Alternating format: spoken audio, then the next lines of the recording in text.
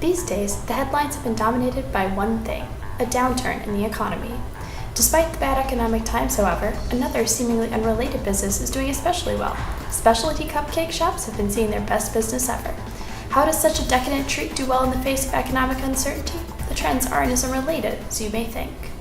Mary Ann McGrath, Associate Dean of Loyola's Graduate School of Business and Professor of Marketing, has done extensive research on consumer behavior.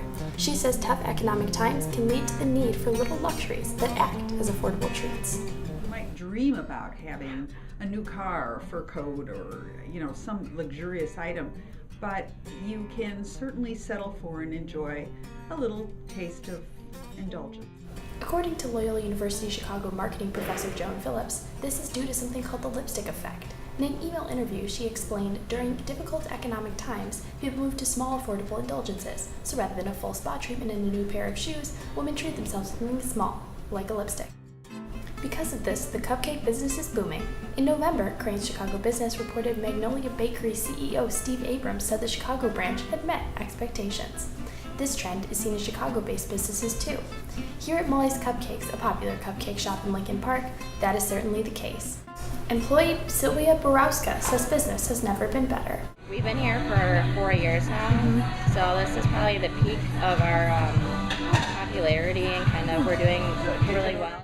She says all people want is a little treat, even if things aren't going well. I think it's like a small kind of like luxury. It's not, it's just a little treat, And we have like Molly's that are $2 a piece for the non-centerfold. And I think that's kind of a good bargain, like $2 for a cupcake, because I think someone can always afford that.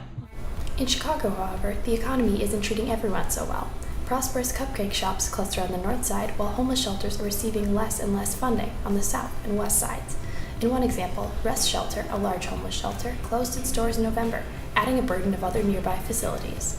Though it may seem strange that homeless shelters are losing funding while cupcake shops prosper, Mary Ann McGrath pointed out a third factor is responsible for both. It is a downturn in the economy, a need to kind of reassess what's important. She pointed out people are putting more effort into taking care of friends and family during this time, which can lead to wanting a personal reward. They're now thinking part of it is the economy.